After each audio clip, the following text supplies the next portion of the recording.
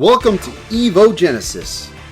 With this being the first video on this channel called Evo Genesis, I figured only fitting to talk about the Sega Genesis. So today we are going to look at 3 great Genesis games.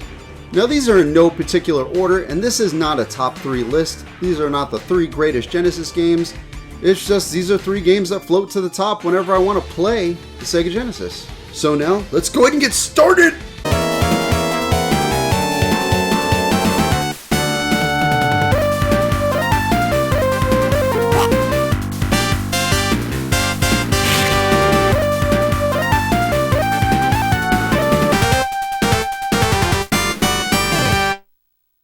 Ah yes, Shinobi III. How fitting, we meet first on my quest to talk about video games. Haha, why am I talking like this? I have no idea. Shinobi 3 was released in Japan as a Super Shinobi 2 on July 23, 1993. It came out the next day in Europe, July 24th. We got it here in North America the following month on August 22nd. The game was also released in Australia, where it came out sometime in 1994. Shinobi 3 was originally going to be released in 1992, with screenshots of an early build of the game in GamePro and a few other video game magazines. This build had stages, enemies, and abilities not in the final release. Sega reportedly wasn't happy with the game, so they decided to toss that Shinobi cake back in the oven. So what happened? Is the game any good? It's better than good, it's great. This video is called 3 Great Genesis Games after all. I feel myself going back to that voice, but I have no idea why. The evil crime syndicate of ninjas known as Neo-Z is threatening the world once more. Joe knows he defeated them in the last game, but here they are back for revenge 2 years later. He will descend his mountain to go find and defeat Shadow Master, leader of Neo-Z. In Shinobi 3, you play as Joe Musashi, the baddest ninja on the planet. And moves? Yeah, Joe's got some moves. You get to roast enemies with fire dragons of doom.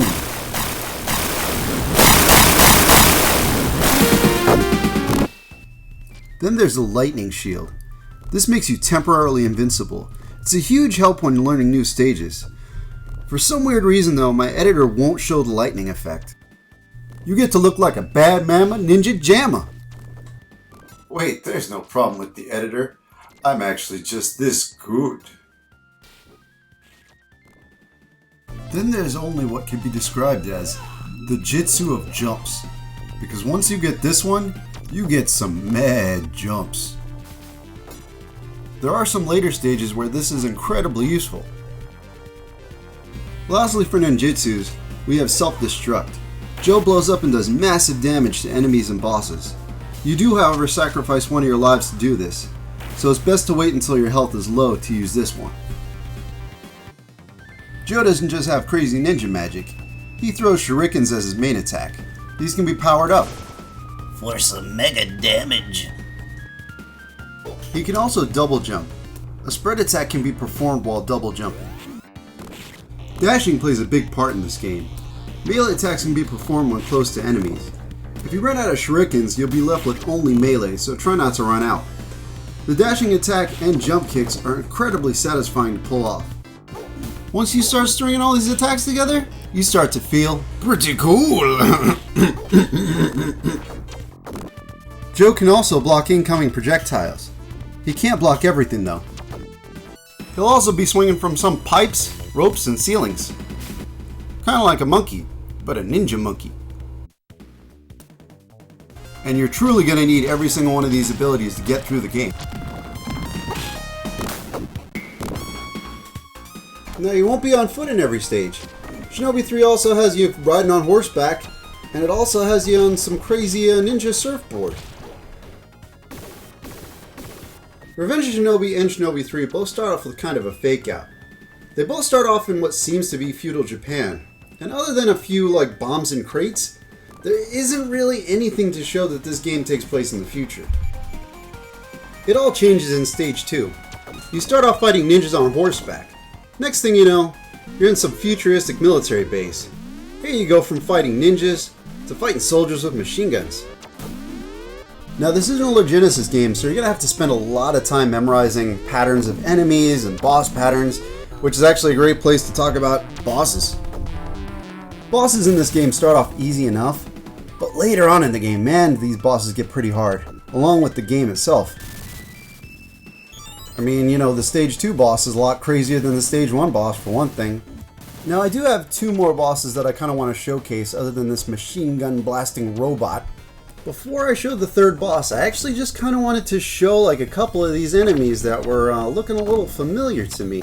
Now, these bio monsters do sure look a lot like Swamp Thing. And it's not just Swamp Thing that looks a little familiar in this bio lab. Now these little pink brain monsters that are going to be jumping out of these containers sure do look a lot like Krang from the Ninja Turtles. These things are about as annoying as the flea men from Castlevania. Now there are sub-bosses. One of them just happens to be a conveyor belt of Krangs. These Krangs beat me like a bunch of kids going out of piñata. Hello there, Joe. My name is Bioface. Now this third stage boss, he just looks gross, and when I was a kid, I just didn't want to fight him. And I don't think I really want to know what this stuff is that I'm sinking into. Nowadays, I don't have such a tough time with this guy. You know, I think they were really proud of this boss because he actually shows up right before you fight him, and he just has like this targeting system where he's trying to blast you. Now that fourth boss definitely looks familiar. Last time I checked, it took both King Kong and Godzilla to beat Mechagodzilla. But Joe, he could do it alone.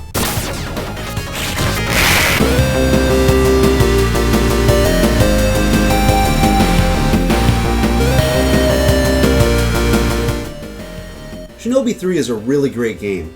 It has fun platforming, spot-on controls, some insane bosses, and an amazing soundtrack. This game is on a lot of different Sega collections, and there's just so many ways to play it. Beating this game late at night was a feeling I haven't had in such a long time. Hey, check it out! I beat the last boss with just melee attacks.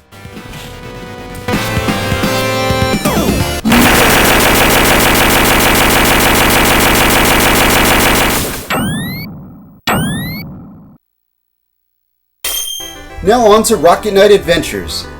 Rocket Knight Adventures was released in Japan on August 6, 1993, and in North America and Europe the following month in September of the same year.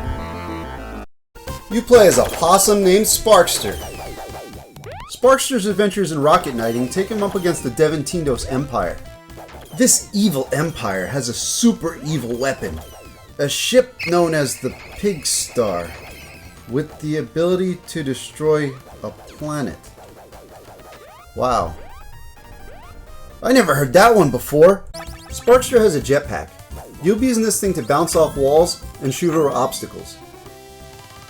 You'll even take to the skies in a few shooter stages. Our anthropomorphic hero also comes equipped with a sword that fires spinning energy attacks. And he can hang by his tail.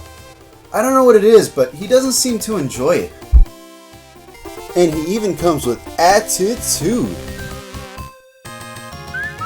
These will all aid you in the battle against the evil Pig Empire. Come at me, bro! If you're feeling froggy, then jump! If you're feeling piggly, get wiggly! Piggly Wiggly was created in 1916 by Clarence Saunders. Aw, crap!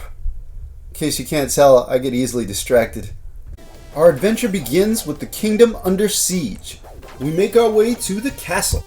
Nothing to fear! Sparkster is here! Upon completion of the first stage, Sparkster's arch nemesis, Axel Gear, is kidnapping the princess.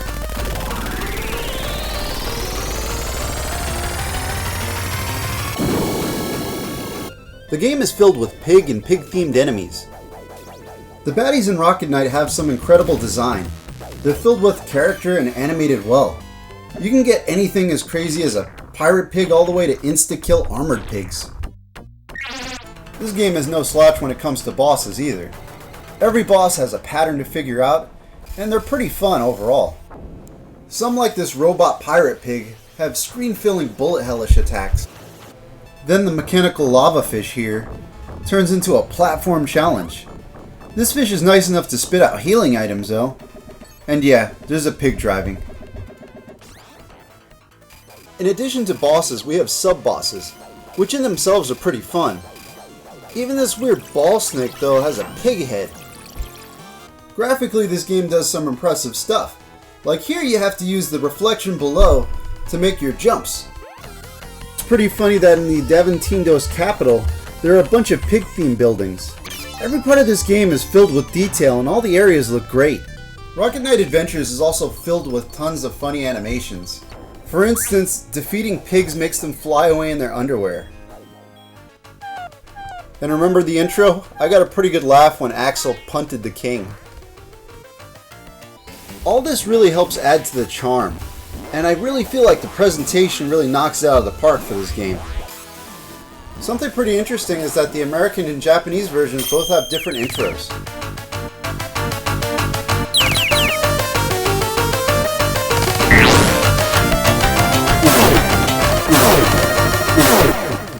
The stage intros are also different.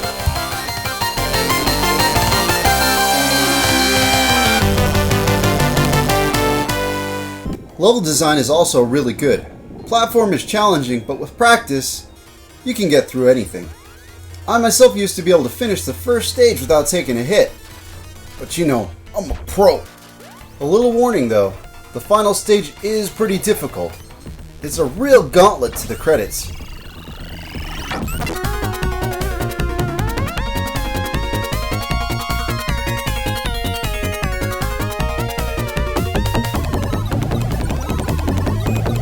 Rocket Knight was directed by Nobuya Nakazato. Prior to this, he directed Contra the Alien Wars, and after this game, he directed Contra Hardcore.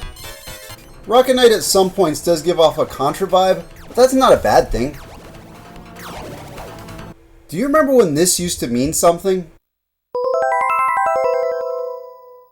Konami was a personal favorite of mine growing up, from Castlevania to Suikoden. Now it's whatever Konami is right now. What can you do? Rocket Knight Adventures is a great Genesis classic. I know I was ripping on the story at the beginning, but this game doesn't take itself seriously. It seems like the team had a lot of fun making this game and they really enjoyed creating the world. You know what it's all about. Go check it out! Just kidding.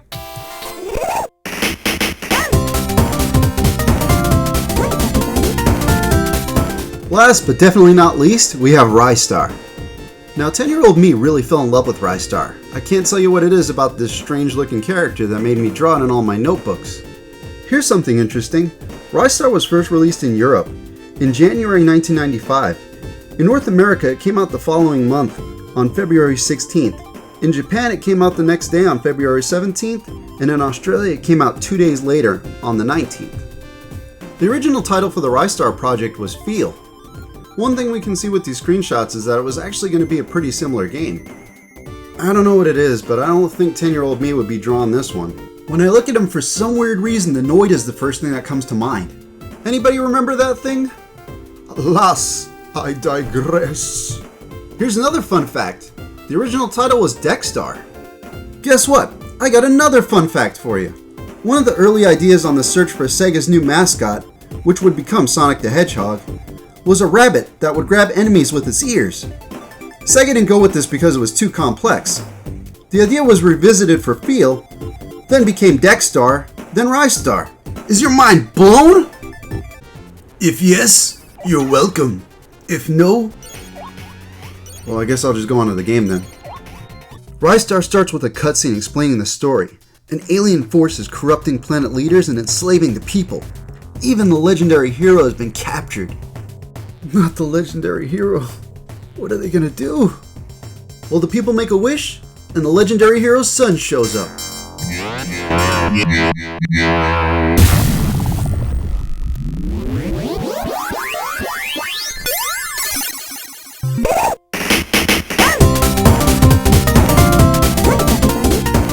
Rystar attacks by stretching his arms out and pulling himself in for a headbutt. He also uses his arms to pick up items, grab onto things, even climb walls. There are also star poles to swing from. Some stages use it to fly around. These poles are also at the end of stages. You get bonus points the higher you soar. These poles can sometimes lead to bonus stages. Now let's talk planets. There are 6 planets, each with 2 stages and a boss at the end. Well, except for the last planet. Every planet has a different theme, like ice or fire, or even music. The 2 stages all have different backdrops, music, and gimmicks. The variety is pretty cool. I noticed an evil in the background, watching and throwing things. Bosses in Rystar are really out there. These bosses are just so creative and fun. The first boss is pretty easy.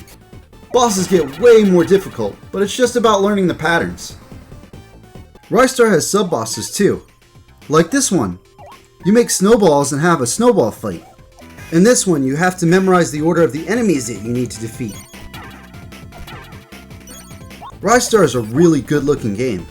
There's just so much going on.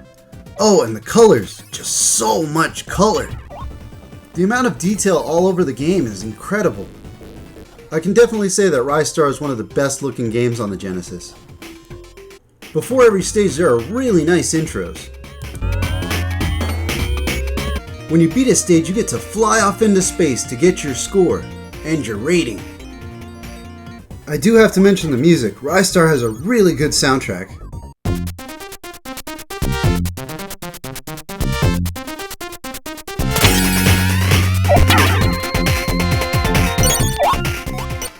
The audio samples though, oof, they are rough.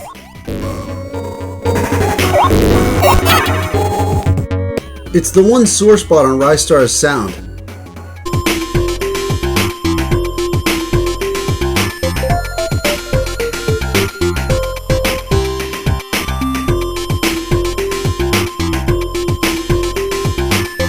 I have to say, of the 3 games, I feel like Rystar is probably my favorite. This game just came out at the wrong time on the wrong console. 1995 was a really late time to release a Genesis game. There are so many different ways to play Rystar. And it's still now such a fun game to play. It can be quite a challenge, but it's worth it. I can't recommend a game any higher than this. Those were 3 great Genesis games. Now I just wanted to say a special thanks to Gamer Muzz, my friend Ali, and my son. The 3 of them really helped me get inspired to do this video and fire me up to get it out. So thanks again. And I also wanted to say thank you for watching, because I wouldn't be here if anybody wasn't watching, and this is my first video on this channel, so I'm not really sure how many people are watching it. Thanks for watching again, and please subscribe, and I will have more videos coming soon.